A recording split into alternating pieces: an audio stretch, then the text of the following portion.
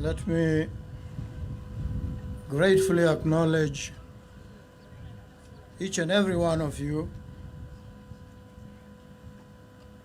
and appreciate your presence here today. I see Minister Botswana, Minister of Justice and Correctional Services. I was wondering to myself in what capacity he is here. I have never known him to be a farmer. Maybe he is.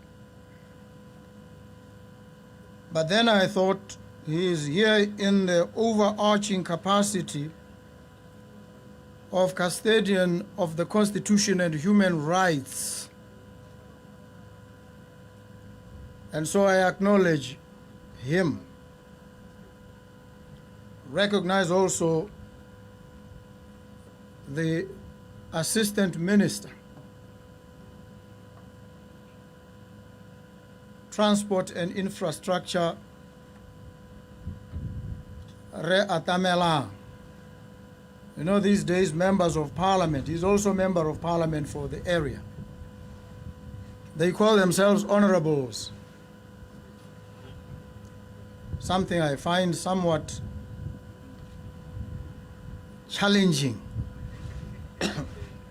And now they have raised the bar. They call themselves right honorables, which is now strange. But that's a discussion for another day. I know in the United Kingdom, right honorable is reserved for members of the Privy Council. And since we don't have any Privy Council here, I always wonder how they become right honorables. But those are appellations they have given to themselves. So thank you very much, Member of Parliament, for your presence here today. Let me recognize the Kaka Farmers Association, all the members, and the members of the executive committee. An interesting fact was disclosed here, which is that this association was begun by women, and they have anchored it and sustained it thus far. In so doing, they have debunked a few myths and exploded a fundamental stereotype which has always consigned women to the private domain, to the home front, and banished them from the public space, the space of leadership. And so these women who started the Kaka Farmers Association have defied this stereotype. They have taken to the front lines of the public space, the public domain, and they are playing a critical role in farming, specifically cattle or livestock farming. We applaud them for their bravery and their tenacity. We thank them for taking to these front lines and leading in the manner that they have. May their efforts serve as an enduring inspiration to women across the breadth and dimensions of our country in whatever sphere, in whatever sector, that they may be inspired also to rise, to transcend above the conventions and preconceptions that have kept them away from leading and guiding society. I must caution, though, that one of the fundamental errors that women commit, and it cuts across all professions, all layers of society, they fall into the vulgarizing temptation to mimic men and behave like them. There's a problem with that approach. Women are not men, biologically and otherwise. Men have an overconcentration of testosterone, which can sometimes become a dangerous hormone that can lead into spirals of violence and disorder if it is not mediated and managed. And that hormone of testosterone can only be mediated and managed by women when they deploy their competitive advantage, which is care and compassion. Those are attributes of femininity: care and compassion. And so society always forces women, when they enter the public space, to exile care and compassion, and it forces them to attempt to become men, to become aggressive, to become uncaring, to become detached emotionally. Women must bring that which we can only find in them, the attribute of compassion. The world is in desperate need of that attribute. Our country is in desperate need of compassion. And so we hope that when women take to the front lines of leadership, they will bring to the fore that attribute of compassion. We are here today to wrestle with a developing crisis.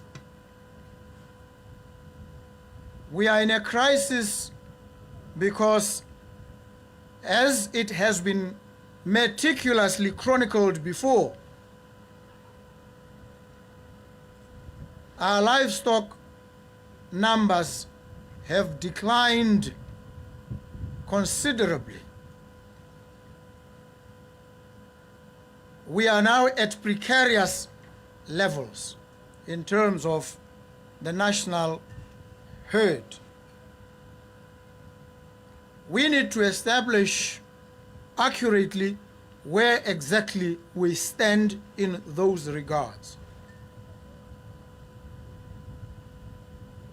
When we do that, we are settling what philosophers would term the is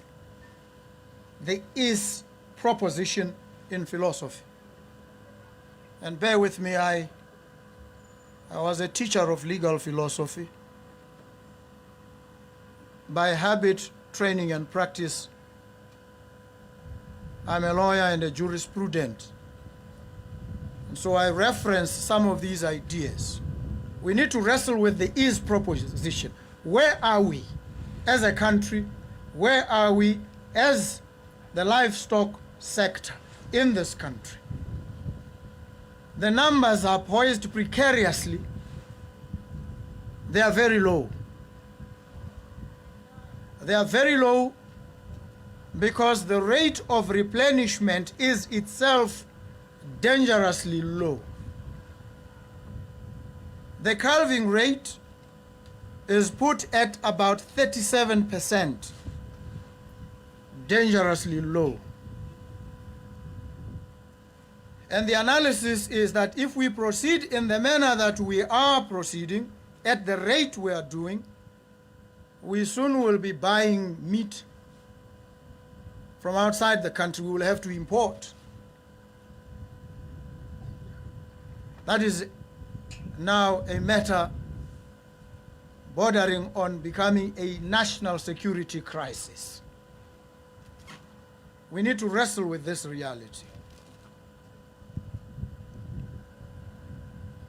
Statistics Botswana is now in the process, as I understand, of mapping out accurately and determining where exactly the numbers stand. But of one thing there cannot be even the slightest doubt. The numbers are low. The rate of replenishment is not commensurable with the rate at which we are depleting. So we need to deal with this reality. We now must look to technology. Technology is the instrument by which we extend and augment our capabilities in every sphere. We've heard about artificial insemination, in ventre or in vitro fertilization, and other advanced technologies of dealing with the challenge that we face. We must deploy these technologies. But when we do, we must also appreciate that the space is fraught with dangers. We run the risk of creating insular vanguards of excellence in the commercial farms only, to the exclusion of those in the communal grazing land areas. We must focus on them too. They matter to this sector. They matter to all of us. We must recognize this. And so when we deploy these technologies to avoid this danger of creating insularity, we must extend these technologies into those spaces as well, so that we do not leave those farmers behind. And there's a particularly poignant reason why we must also focus on them. 80% of the throughput of Botswana Meat Commission is attributed to them. So if they fail, if they falter, then the whole industry collapses. So we must find a way of creating partnerships not only amongst the commercial farmers, which partnerships are critical, but the more dispositive partnerships are the partnerships between the commercial, the technologically advanced, and the slightly more backward sectors of the agricultural or livestock industry. We must deal with this. And when we deal with these things, I have often faced the accusation They say this one is a town boy. He's a lawyer. He knows nothing about agriculture, much less about cattle farming. Oh, I know a lot. I know a great deal. I inform myself. It is my duty to know. But it is your duty to inform me, to school me, to still and drill me intensively, so that the ideas you generate then become the animating impulses for policy formulation.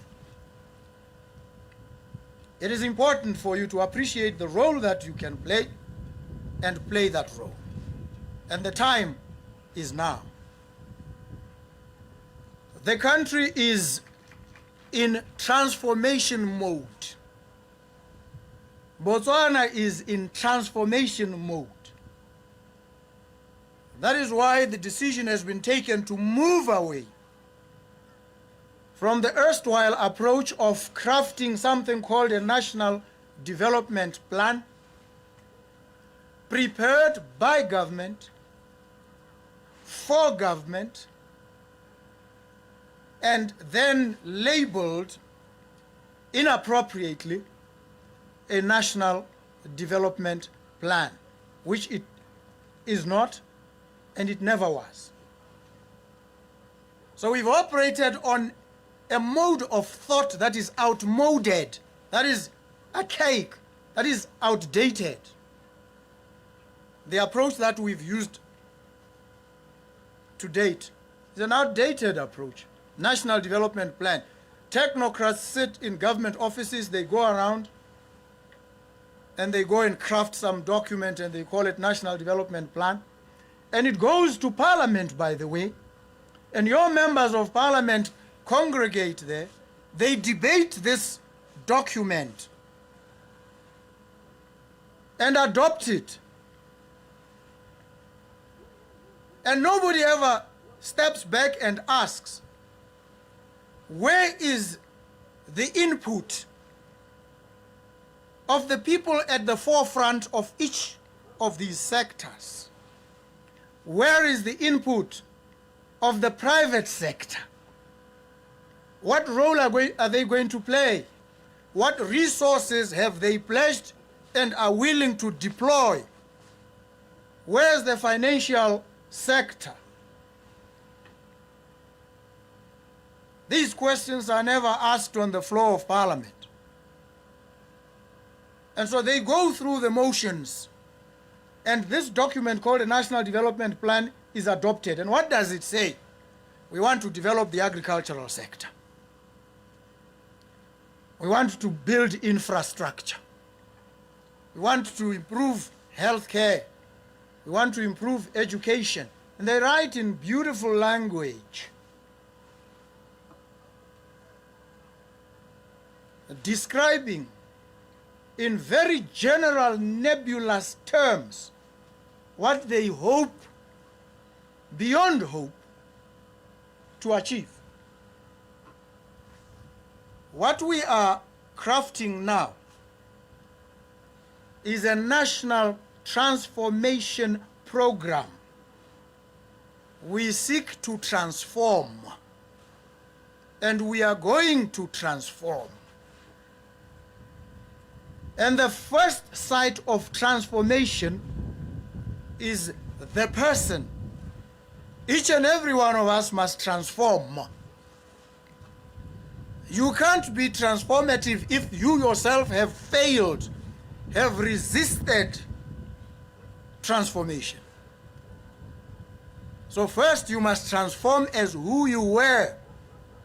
Abandon those outmoded patterns and styles of thought and behavior, which we've routinized, collectivized, and stylized into habits, bad habits. We must change those habits. We must fashion new ways of thinking, new ways of doing things. So we must be transformed beings ourselves. We cannot strive to do different, to do something different, if we ourselves have not become something different. That's the basic challenge for all of us. We are in transformation mode. And when you are in transformation mode, what you do is you start off by determining the is. Where are you? And when you've settled where you are, the is proposition, is, you must then determine the next stage, which is the ought proposition. Where ought we to be as a country? This is where we are, but where ought we to be?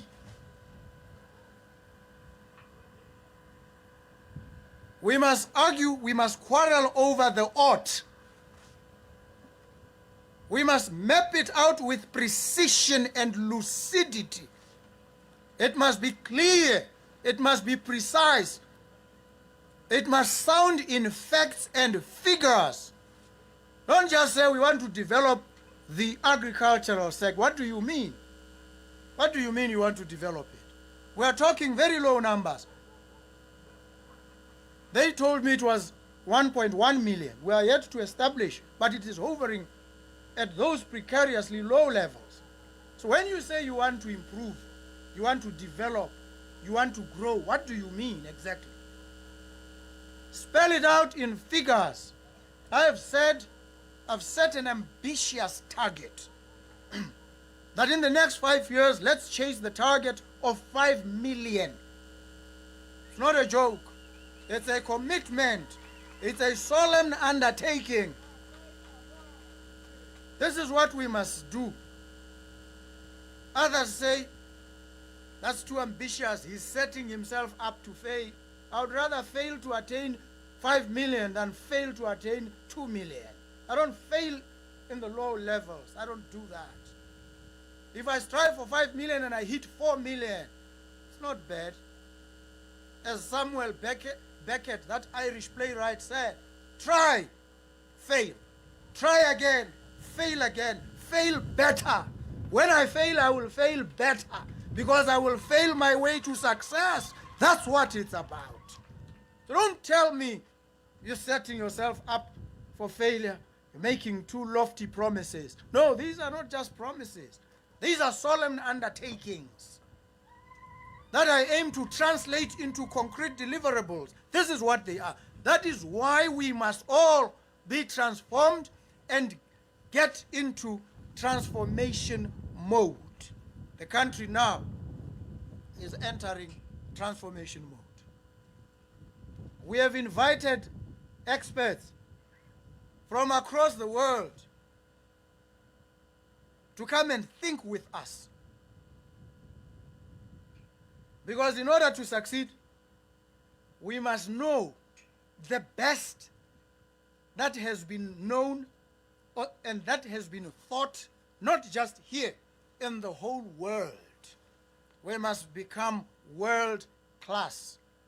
When we send these folks, these veterinary practitioners, all these educated people, we've sent them as a country to the best institutions in the world. Some went to McGill in Canada. Others went to the University of London. They've been to the best places. Others went to Yale, Harvard. They come back and they give us generalized mediocrity. Then that investment in educating them is a lost investment. Those whom we send to school must step up. This country is tottering on the brink of collapse. This country has stagnated for decades. And we have educated people in this country. What have they been doing? Where have they been? Where are the transformative, the radical ideas and actions? Where are they? Why are we where we are? Why is this country struggling economically? Where are the financial gurus? Where are the captains of industry? What have we all been doing? Where are the lawyers, by the way? People have been enriching themselves, focused on themselves. That's what people have concerned themselves with. It's been about self-aggrandizement. Let us appreciate now that it is about those ordinary people out there, surviving at the margins of society, in the underbelly of an inhospitable economy. Those are the people we must be concerned about. Those are the people I'm concerned about. And so whatever you do, think about them. Place them front and center in your thoughts and your actions. When you engage them as cattle herders, pay them well. Pay them well.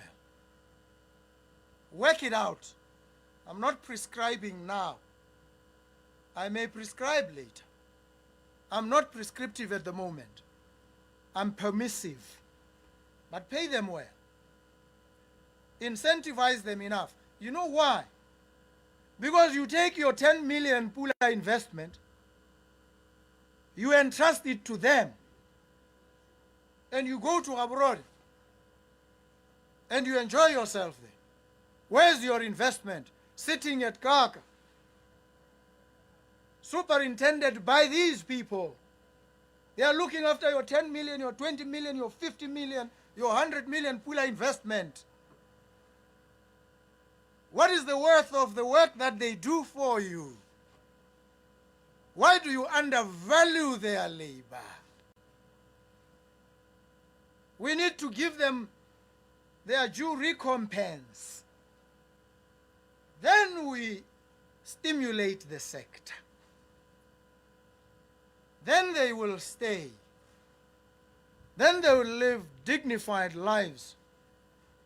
They will stop over-indulging in alcohol and marijuana. I know they do a lot of that.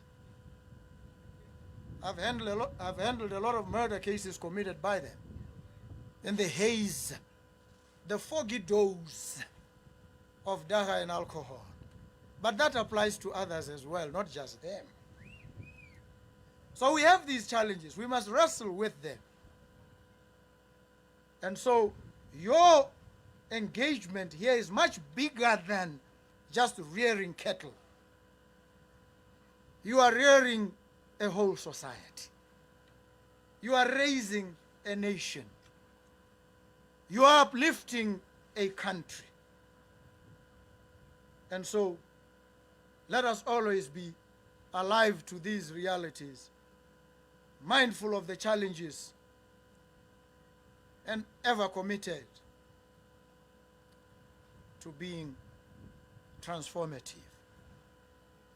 We are going to transform agriculture. In a very short space of time, government will establish, I hope, because that certainly is my idea, and I will impress it forcefully upon others, establish centers, agricultural centers of excellence in every district. We must have those. We must properly resource field or extension workers, operate from those centers of excellence, and provide expertise, knowledge to our people. I brought him some experts from Bangladesh. They spent a week in the country just scouring the terrain and assessing. And they came back and gave me preliminary findings, and they say there's lack of knowledge. Farmers don't know what they are doing. Many don't know why they are doing the things they are doing, because they don't have knowledge. They don't have skills. They apply pesticide. They don't know how many times within a period of time you can apply this pesticide.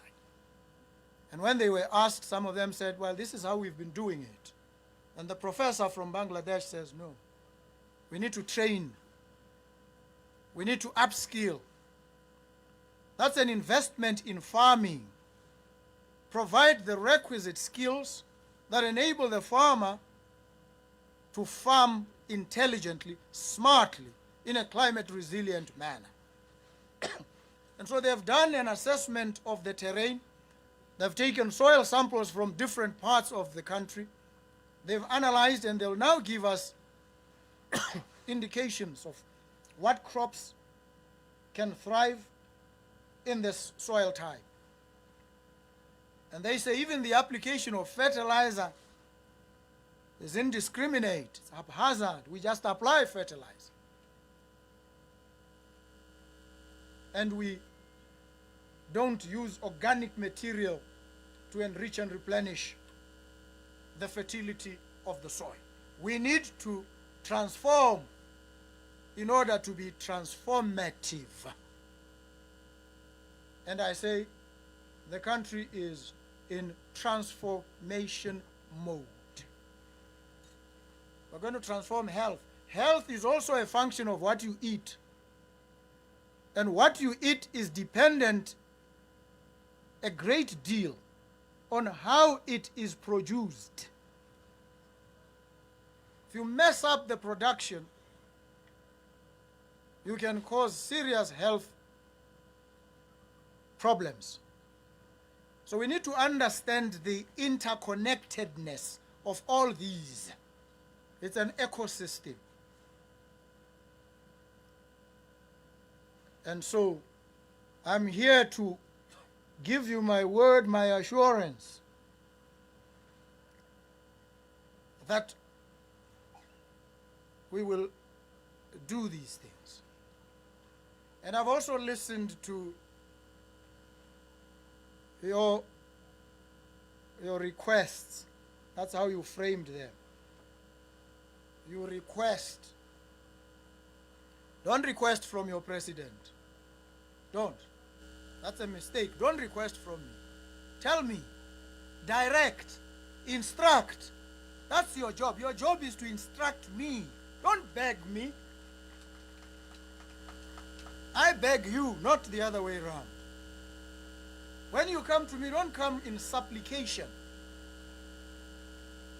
Come from a commanding point of view and say, we need internet in the areas where we farm. That now takes on the lineaments of an instruction. Listen and heed. And I've heard the instructions. Felt fires that break out. We need to find ways of containing, dealing with these, and preventing as best we can.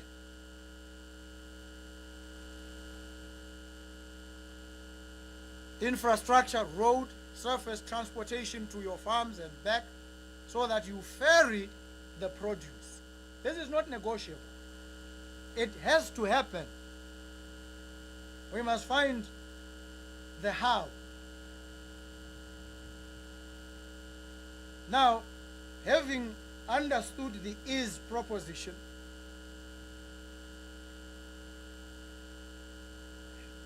had a fair appreciation of the ought, we now need to construct the bridge from the is to the ought. We must recognize the challenges. Limited resources, both intellectual and financial. We must deal with these together. Government, the private sector, the private individual. It must truly become a partnership. That's what we want. And so the whole of government is going to change. The whole of government is going to change. This exercise of drafting the National Transformation Program will be completed in the next 12 weeks, maybe 11 now. In the next 12 weeks, we will have a National Transformation Program document. It will projectize. It will tell us what the projects are. It will indicate the role of the private sector and the resources that will be availed towards the attainment of all these projects that will be stipulated in the National Transformation Program. This is what we are about now. Because your National Development Plan spoke in general terms. We speak in potent, evocative, specific terms. And when we do, we will tell you who is going to be leading this project,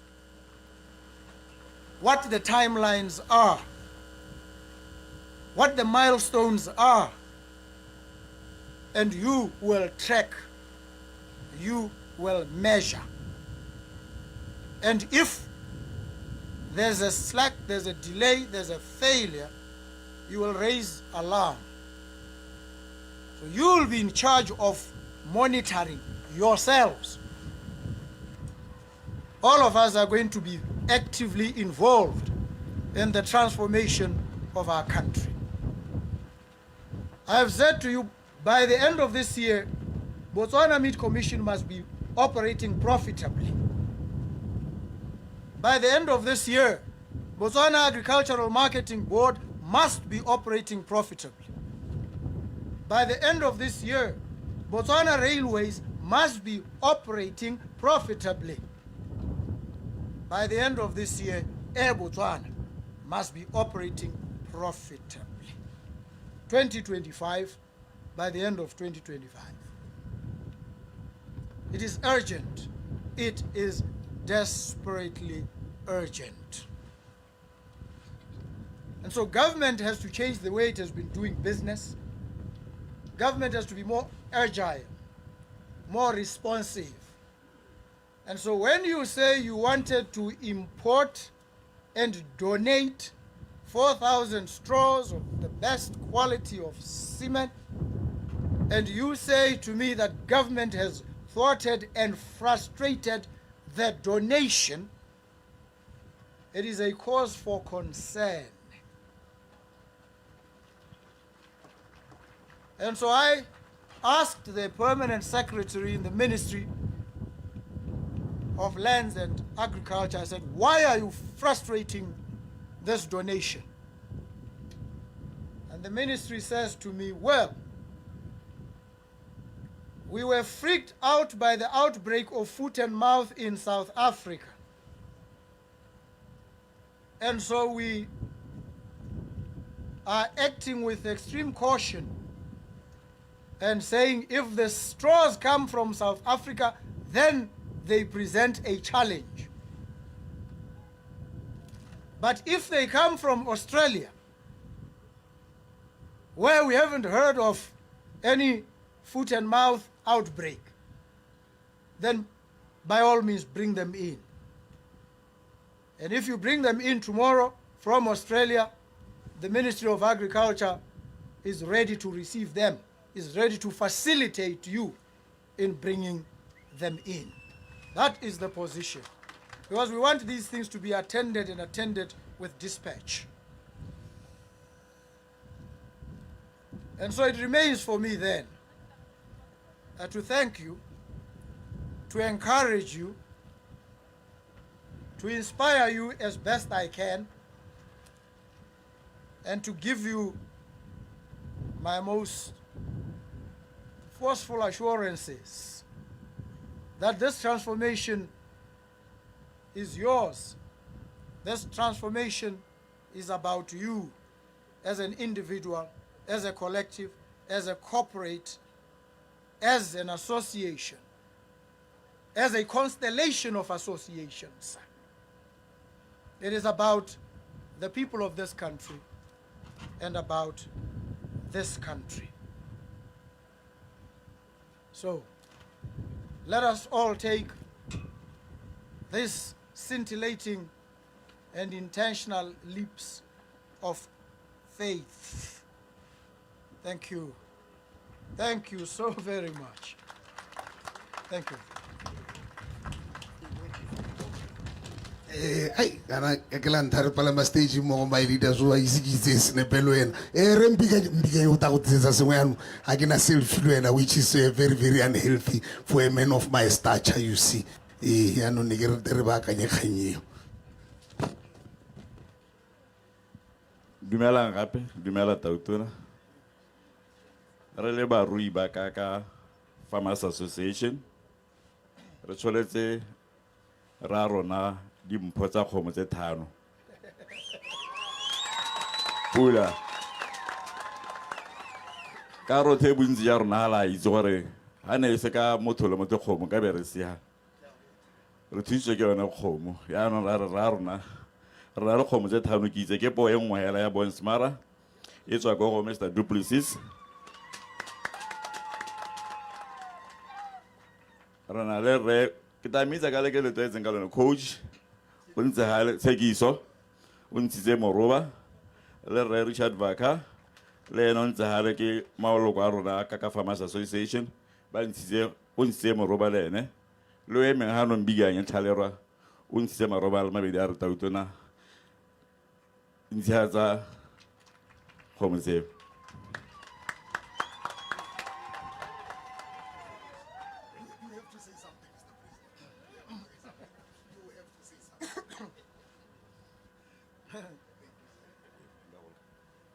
It would have been safer not to speak.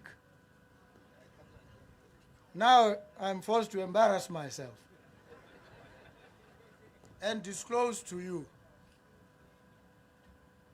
that I do not have one cow or even one goat or one sheep.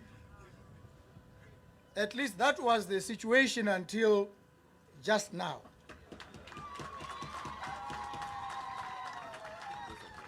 Now I have 5. Very humbling. Thank you very, very much. And I'll tell you a little experience of mine. A cousin of mine in Mahalape once called me many years ago, asked me to send him some amount of money because he wanted to buy cattle for me. I sent them the amount that he demanded. I never bothered to follow up. After a few months, he called again, asked for more money to buy me cattle. I didn't ask questions, I sent. Then one day there was a funeral in the family. So they called me and told me they were struggling to get a cow for the funeral. So I said, no, I'm supposed to have cattle there. Talk to this guy. He has my cattle. And I couldn't understand what they were saying. So I went to Mahalape on a Friday for the funeral. And we had a meeting. And the guy was sitting there. So I listened as they were complaining that there was no cow for them to be slaughtered. So I looked at him and said, hey, but go and get from those cattle that you bought for me. He looked at me and said, hey, brother, you can't slaughter those cattle for a funeral. I looked at him. Deep down I felt, no, I've been had. I've been swindled. So I didn't bother. I bought a cow and it was slaughtered and the funeral went on Saturday, and I didn't bother to ask, because I concluded that this guy never bought the cattle. He had used the money for other things. Then on the Sunday, he comes to me and says, "Hey, before you leave, let's go and see those cattle," which was a little shock to me. So we went, and I saw the cattle. There were about 12. And when I looked at them with my untrained eye, I concluded like he did. Those were not of a quality that could be slaughtered in a funeral. So I had those 12. But then, went back to Gaborone, got busy fighting for human rights, forgot about the cattle. I never ever bothered to ask him to this day. I think he owns them now. I've never bothered. And I will not ask him. So I'll start here. This is the seed with the 5, Bonsmara and others. So thank you very, very much. You are now recruiting me into farming.